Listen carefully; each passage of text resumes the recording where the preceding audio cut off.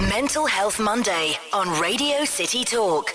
Tackling the stigma. So my name's Mick. I do hope you're well. This is Mental Health Monday. It's a time of the week where we sit down and we talk about mental health issues and ways in which people can go about having a positive mental health, if you like. We also talk through some of the issues that people face on a day-to-day basis and also share their stories too. If you want to get involved in the show, if you want to get involved in the podcast or the radio programme, you can email me with your ideas, maybe your own stories, mick@radiocity.co.uk. That's mick@radiocity.co.uk. Maybe you're from an organisation which is doing fantastic work within the mental health sector. It'd be great to get you on the programme and talk about the work that you're doing so we can point people, as many people as we can, in the right direction to deal with their own mental health issues, whatever they may be. Now, my guest in the studio has done just that. He is from an organisation which works, well, right across the country, has been doing some fantastic work in the northwest of England as well. They're called Opening Up, and we've heard a lot about how sport can deal with mental health and how sport goes about starting to deal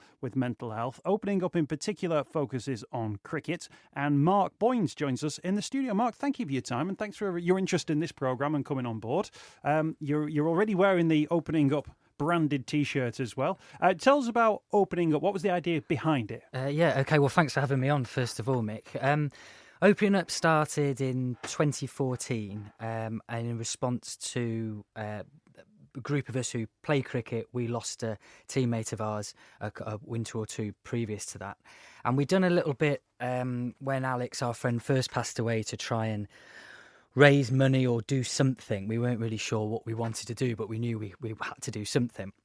So we did a bit of that over the course of the next year. And then what struck us was that there'd be players that we play with or against who just could quite easily be in the same position that Alex was, maybe not have met the same end as him, but would have had similar issues, similar problems. Yet it was just something that wasn't talked about. And in a large case of the time, it still isn't. So we were looking at trying to think, well, how could we do something? And we had a presentation at a game that we put on from State of Mind, who work in rugby league. And that just made a few things come together in my mind to think that we could try and do something similar within cricket. So the idea then, which has just been developing over a course of years, has been to go out to cricket clubs and to deliver short sessions on promoting mental well-being and suicide prevention, but using the sport and using the positives from sport to say no one needs to be an expert on mental health, and actually to try and destigmatise things around mental health, because as soon as mental gets mentioned with anything, people think automatically of the negatives, whereas the big focus of the sessions that we do is to look at the positives and say, in a sport like cricket, any sport really, but cricket has some particular things we can focus on. There's loads of positives to say, rather than just think about mental health when it goes wrong, to embrace it and to look at the positives so that people have the tools to deal with setbacks or challenges that emerge. So tell me about yourself then. So obviously you'd had that experience within your friends group, but also within your cricketing fraternity. And you talk about the fact, you're not talking about expertise, but in doing this work, you become something of an expert, something of somebody with an ability to talk about it. Was that something you were involved in? It's a funny process. And I often say at the sessions that my personal interaction with it started just completely because I'd lost a friend to suicide, and it was something which it's still difficult to I suppose to talk about, even though I spend quite a lot of time talking about it, in that I don't know if guilt's the right word, but it is something that hasn't left me, that I always feel I could have done more, whether that was to encourage Alex to seek more help or to help him more or whatever it would be. It still runs around my head. So initially it was all about that and trying just to say to people in this most straightforward way, at other clubs, you don't want to be in a position that we were. But then as time went on, I've started to explore it a lot more. And one of the reasons why I got on so well with Alex is because I could speak to him about mental health and about depression and about things like that, something which I'd suffered with as well. But for someone who spends all this time saying it's not weak to speak, we need to talk about mental health and trying to promote it with others, I'd not at all. I'd spoken to maybe Alex, a couple of other close friends over years, probably going back 10 years when I had my first really bad episode of depression. And it was only really later, after setting up, opening up cricket and doing these talks, that I'd even say that I'd had that problem myself. So I felt like a little bit of a hypocrite or a fraud, that I was telling other people to do one thing and I'd kept it all to myself. So that was a bit of a process as well. So now I look at it from, it's first and foremost for Alex, but from a kind of selfish perspective, it really helps me to go out there, talk about mental health and say to people what really gets people in the sessions, their ears pricked up if they're perhaps finding this subject difficult or they're not automatically interested. The first thing that hooks them is when you say yourself what your experience has been, and when you mention depression and how it affects you. And some people talk about, after sessions, they've said, when I've gone through signs to look out for, they've kind of said that's like a tick list, and they've gone, yeah, I can see that. And then some people, it's been great to hear, have said, oh, well, I actually went and saw the doctor after that, or they've spoken to a friend or what have you. But I mentioned that, my own experience, and although it never got as bad as it did with Alex, there was times where I didn't want to carry on living, or I didn't want to carry on as I was, and unfortunately managed to find a way to recover and to look after myself. But it's a mixture of that, personal experience, both for what happened to Alex, and then it's been a kind of, without sounding cliched, journey where I thought become more and more comfortable with my own interaction with it as well. I wonder whether or not, and you talked about your own experience there, about how you've used that as a cathartic experience, but actually in talking about your story, in many ways, that means you then can present two stories. There's your story and there's Alex's story. Now, Alex's story ended in one particular way. Your story ends or continues through a slightly different way. And I wonder whether or not within that group environment, that there might be young people, young men who almost feel the benefit of hearing that somebody was going through a tough time, but actually they're still here and they're talking about it in a positive way, as opposed to presuming that there is a potential end which has a negative ending in regards to how they've been. Yeah, absolutely. I think that's hit the nail on the head, that for some people, their attention will really be grabbed by the shock of saying, well, there was someone who was, you say to a group of players, just like you, similar club, wherever it is, and one of our guys is no longer with us because of this. And for some people, that's disturbing and it's shocking, and that might make them think about it. But you're right, it's also, there's no real way of trying to make it a positive. You can't gloss over it. So then that can leave the session being quite negative. Whereas I try and thread through it and say, again, would have been in those people's position where I'd be happy to admit my knowledge of mental health before I had an interaction with being unwell in that regard was incredibly ignorant and naive. I would always think that people, to an extent, had a choice about it.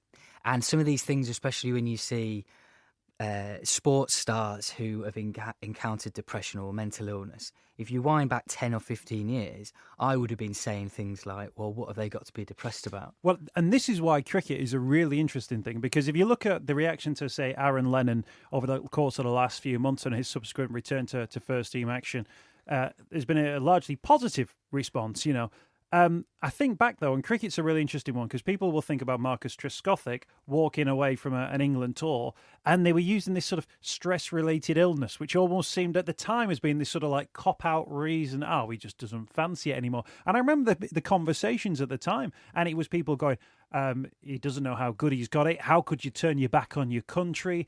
What's wrong with him? And those sort of conversations were taking place. And that was 10 to 15 years ago. That wasn't in the 1970s or anything like that. But that was a senior figure within the England setup as well, almost kind of being sneered at as, what's wrong with him then?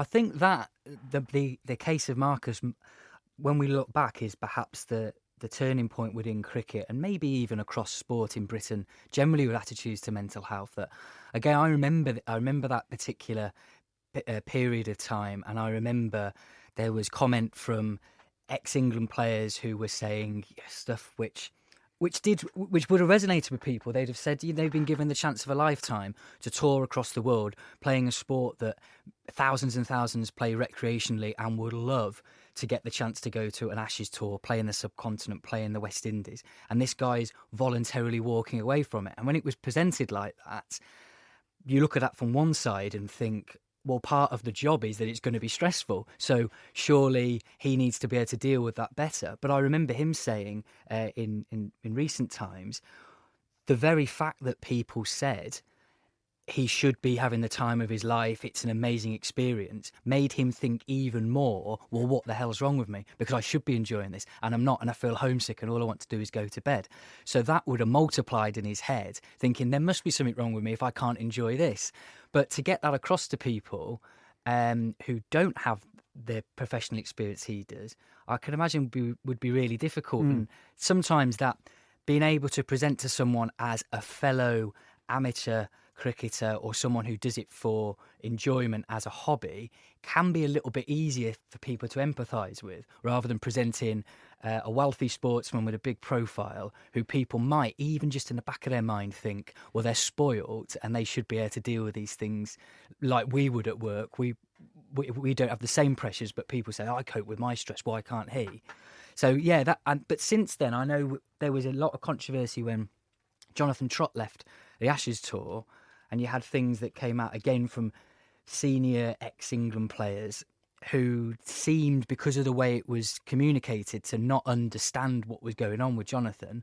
And then perhaps his team didn't really communicate exactly what the issue was, so it sounded like he just couldn't be bothered anymore, when in actual fact, people were really quick to comment on the state of someone else's mind without having the first clue about what's going on inside him. There was a case, just finding it online now because I've forgotten the club he was at. It's Antonio Cassano, who's a footballer.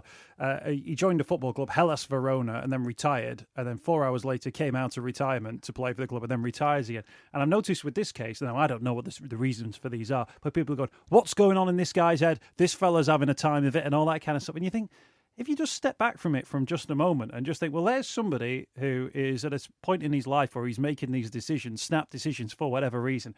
Who are we to be doing, crying face emojis about it on social media? There might be something going on there. We don't know, and it doesn't really affect us. So why would we get so caught up in it? But there's this need, isn't there, to react to something, to say, oh, I have an opinion about this, or I think this is either an outrage or not an outrage, and I'm going to express that through social media. It's interesting that social media, the time at Marcus Trescothick's problems, wasn't a thing necessarily. So maybe if it happened today, but with that mindset, it might have been even worse for him. We've got Mark Boyns with us in the studio from the Opening Up organisation, taking a look at mental health in cricket. But in terms of the stuff you're doing, I mean, it works across, I'm guessing, mass participation sports, because when you're speaking to cricketers, you're not doing it while you're bowling at them or anything like that, right? You're speaking to groups of individuals who are in a team environment, a dressing room environment. Yeah, apart from a few references to cricket in particular, it's a message that's for any sport, and I would say is extended to any team, any group, and we'll often use examples from football or rugby or other sports, whatever's contemporary. And when you mentioned Aaron Lennon just then, I did a session a few days after the news had come out about him being unwell. And I saw, again, social media has this awkward presence in that. It's brilliant for raising awareness, but it can do some damage as well. And there was one particular newspaper which their headline to get people to click on to read the story about Aaron was talking about how much money he was on a week. And I just remember looking at that and then commenting from our account saying, well, if this was a physical injury, they wouldn't have had any reference to how much money he's on. But because he is suffering from a mental injury or mental illness, there was some kind of bias there towards saying, well, he's on X amount a week, as if just to tell the layman out there, well, if you were on 60 grand a week, you'd find a way to cope with that stress, wouldn't you? Well, and I notice when people talk about the war, when you go, you never get fellas coming back from the war complaining about this, that and the other. And you think, well, hang on a minute. You had people there who came back from the war having witnessed First World War, Second World War. They witnessed terrible things. In some cases, they went into relationships which ended up in violence because they didn't have a way. You ended up you speak to anyone who works within the Samaritans and has done for a number of decades, people who started ringing up in the 1960s, saying that they felt like they had a black cloud over their head. And they go, oh, they never did that during the war, did they? It's like, well, what was the legacy of not speaking about it during the war? What was the legacy of this idea that it was a stiff upper lip and that you don't say anything because that's the British thing to do? The legacy of that was that mental health issues were set back to the point where, nobody could talk about it, and we're into the 21st century before mental health is something which people are widely talking about. from a cricketing point of view, I wanted to ask you about this because one of the many themes on the shows is about physical exercise. Now, with the best will in the world to cricket, it's not like rugby league is absolutely intense. It's like shuttle runs for 80 minutes. Cricket has got that kind of like physical element to it, but high impact stuff. And then times when you're either waiting around or you might be fielding. And I wondered whether or not that you use physical activity as one of your sort of talking points when it comes to your training as well, because it's not the same, is it, in terms of the games itself? Because I guess if you're stood in the outfield for hours at a time on a Sunday afternoon, you might have moments on your own for reflection, which you wouldn't maybe get in the middle of a scrum on a rugby field. Yeah, it's fascinating that the whole dynamic of a cricket team, in that you're a bunch of individuals put together in this team environment, but it's quite possible to win a game resoundingly, but be not happy with it at all because you've got out first ball or your bowling's gone to all parts of the ground. And the physical element, what players can be really keen on, particularly when we go out to clubs who are more aspirational, who are perhaps spending quite a bit of cash on players who are semi-pro or who are on the books at counties, is how you can use your physical fitness to push your mental fitness.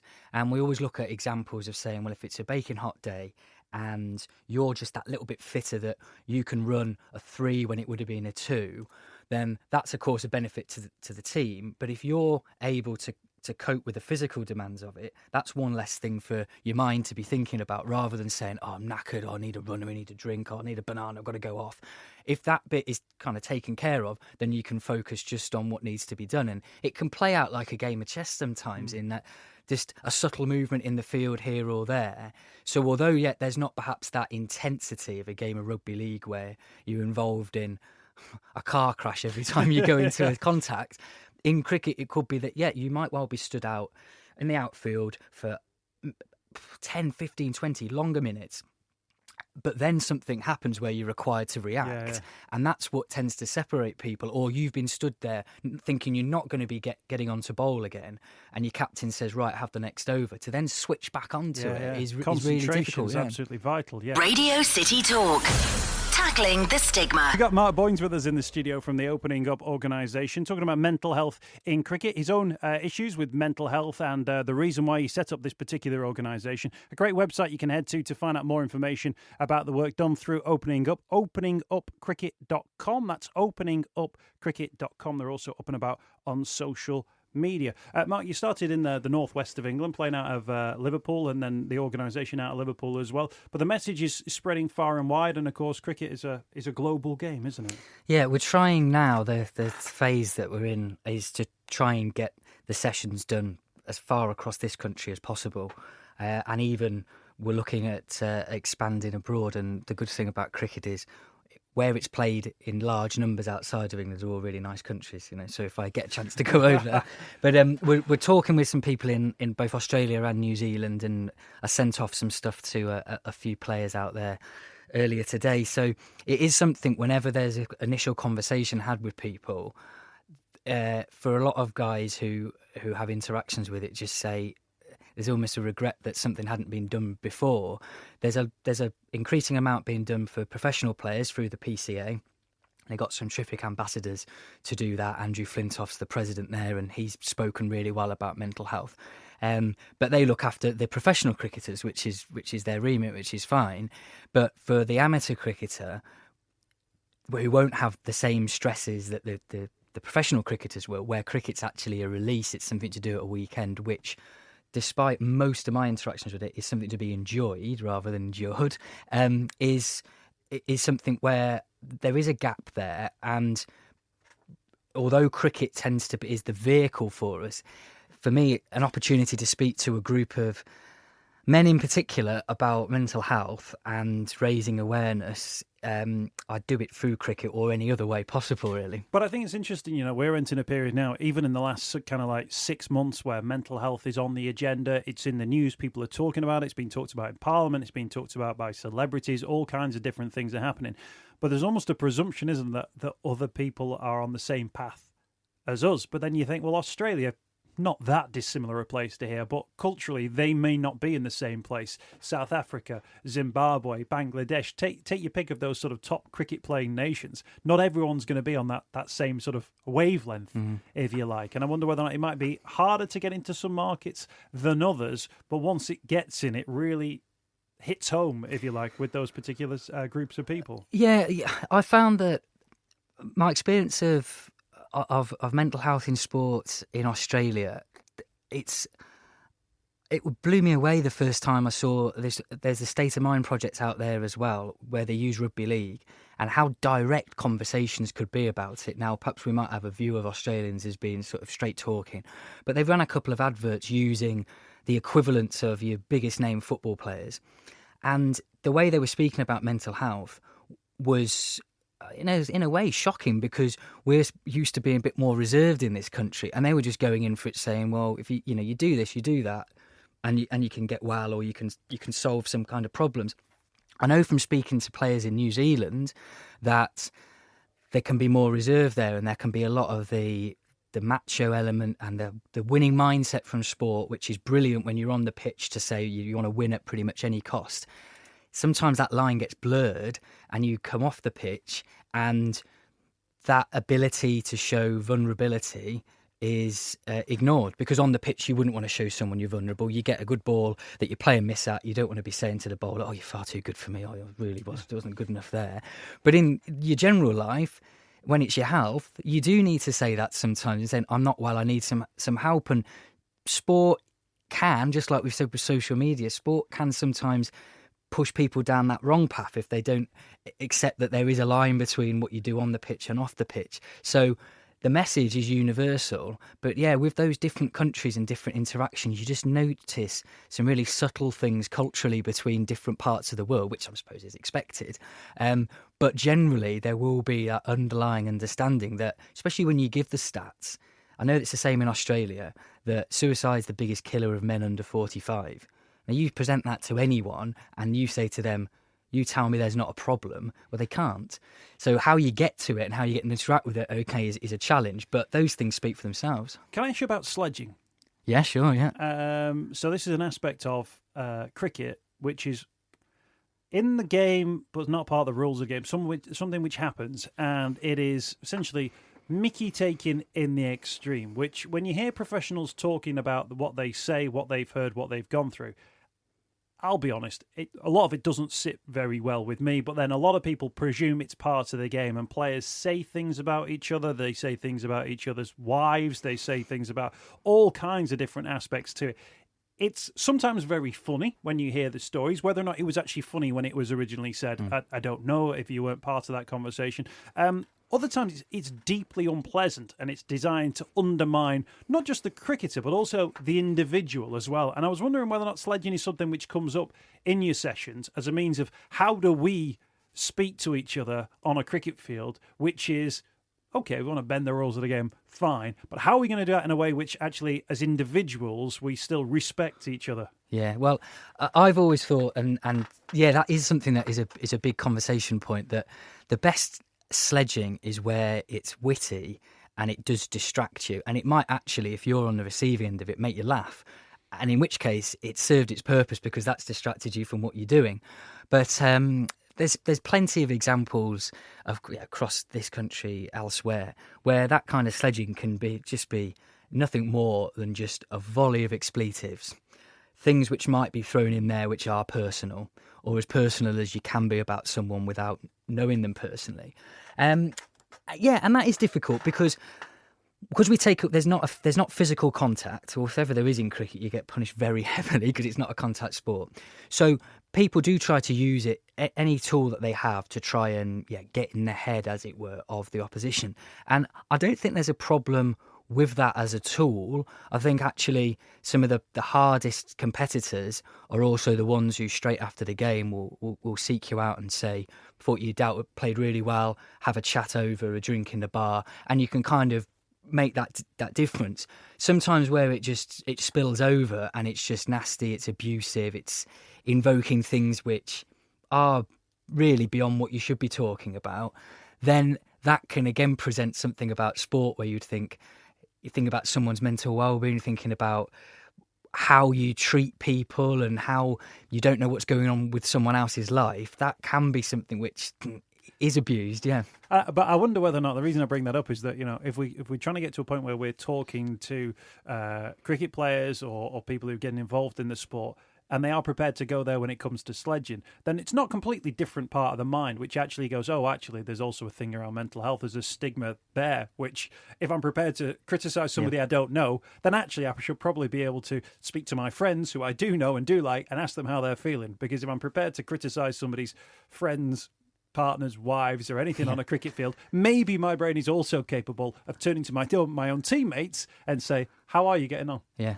Well, the biggest nod and approval or any kind of sign that people get it in the sessions is where we discuss a lot about how important talking communication is in cricket. So for that kind of distracting element of sledging, but also a good team talk, setting out everyone's roles, so over the course of a day you know exactly what you're doing and you can concentrate on that. And everyone accepts that the best teams are the ones that talk to each other, that understand each other and share ideas. I just try and push that and say, if you're all used to supporting each other, and the example I use is someone gets hit for 4 or 6, they've bowled a dreadful delivery, but you find it within yourself to say, oh, it was unlucky, next time, when you're probably thinking, oh my gosh, get him off. But we do that, and we're used to doing it. So saying, right, you can support someone in that way. It's not a big step then if you notice they're a bit off at training, or they're not involved as they used to be, they're distracted, they seem to have a low mood, whatever you can see, to just ask the question, how are you? Is there anything I can do? And it might be that someone just says, actually, I'm having an awful time at work. They can get it off their chest, they feel better.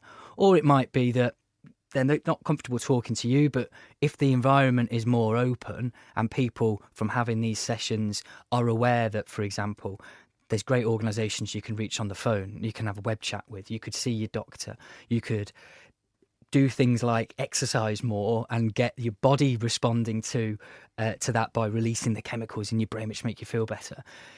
So yeah, it's not that big a step once people start thinking about mental health. But for most people in those sessions, you'll have some people who are really keen advocates already for personal reasons. But for most people, that will be the first and maybe only time that someone's been in front of them talking about mental health and dispelling a few of the myths as well. Like the amount of times people talk about someone has mental health as if that's automatically bad. Everyone has mental health because we've all got a brain. The Prime Minister talks like that, by the way. Yeah. People with mental health, she says. And you wouldn't say that about physical health. You go, well, what physical health? Is it good? Is it bad?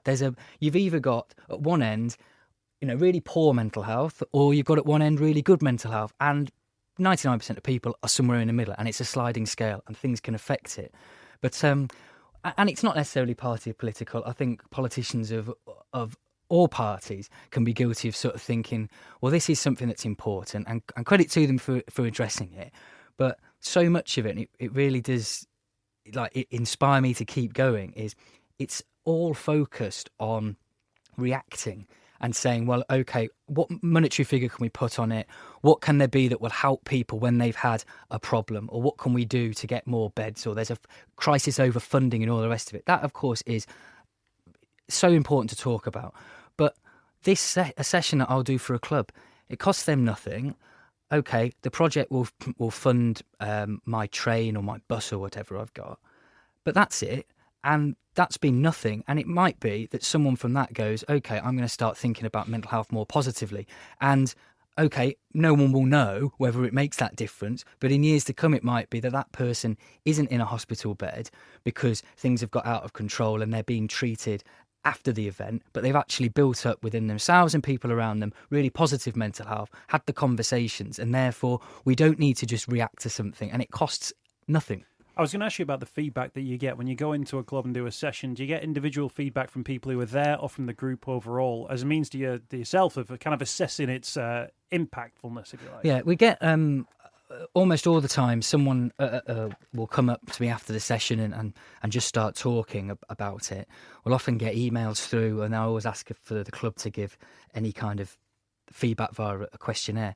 But the best piece I had was last year. There was a club that I went to see, sort of very regular session. There's about 15 or 16 of them there. And I was going through it and talking about different things to look out for in your mental health to notice if it's declining. And afterwards, the captain there said to me, we really found the session worthwhile. And one of the guys noticed a lot of the things that you were mentioning in himself and had been putting off seeing a doctor about it, and went to the doctor, had some medication, had some tips towards improving his well-being, and went from there. Now, later on in the year, that person who was from overseas, was playing as a professional for that club, got picked up to play county cricket. Now, I'm certainly not claiming the credit for that, but that just illustrated to me that might have been something where his potential was not being fulfilled because there was something there, perhaps low-level depression, where he just took it for granted that that's how he feels. And I remember that with myself, thinking I was always negative about myself, really low self-esteem, thinking, well, that's just the way it is. And then when that cloud kind of lifted after getting treatment, it was like, I can't believe I thought that was normal. And this guy was exactly the same. So then he believed in himself that bit more. And then all the other things that would have gone on in his life all came together. So it has to be positive. On the website, Opening Up Cricket, there's, and I don't know how many nights sleep you lost doing this, but using the first letters. Yeah. You've set up a sentence for each, which will give people an idea about well-being as well. O, own your mood. P, put on your trainers. E, eat well. N, notify others. You can see a full list on openingupcricket.com. We started, Mark, by you telling me about, in many ways you were kind of doing this, obviously, because of the situation you found yourself in because of one of your friends and teammates, but also, to a certain extent, because of your own experience. Where are you at now, do you feel? You're taking this story far and wide. You're taking your friend's story far and wide as well. You say you're 10 years on as well from your own worst sort of mental health situation as well. How do you view that mental health problem that you had now? Well, it feels a little bit like when I look back that I'd witnessed it in someone else, like it was a film or what have you. And it's not that I haven't had any times where there's been problems since. A couple of years ago, 2 or 3 years ago, had a pretty bad episode there as well. But I've just got a lot more used to understanding what the triggers would be, and from a distance out thinking, right, well, if this is going on, I know that that could end up leading to something. So a lot of it is about lifestyle and trying to just remove some things that I might have done in the past, or do more of something, less of something. But I try not to be complacent, and I try and make a blend between the positives of saying, okay, things have been really bad in the past, but I know how to deal with it. I think I can be more resilient than I was. But then also being realistic, and just like if someone's got a heart condition or someone's got diabetes, they may well take tablets for that for the rest of their life. That's the same with mental health or mental illness. Some people may well have to take something, or not take something. They might have to talk to someone, have to do something for the rest of their life just to make sure that that's looked after. And that's not a problem, surely. Thank you very much for your time. People want to find out more information. The website, good place to go, and also social media. So people want to go to openingupcricket.com. And thank you for your time, Mark. It's been a pleasure to get you on the programme. I'll speak to you again very soon. Okay, thanks, Mick. Mark Boyns from Opening Up, looking at mental health in cricket. If there's an organisation that you're part of that you want to let us know about here on Mental Health Monday, then feel free to do so. Just drop us an email, mick@radiocity.co.uk. That's mick@radiocity.co.uk. If you're tuning in on the radio, thank you for your time today. If you're listening on the podcast, thank you for downloading us, and do share on social media if you can, and we'll get as many people as possible talking and opening up about their mental health. mick@radiocity.co.uk is the email address again. Radio City Talks Mental Health Monday with Mick Coyle.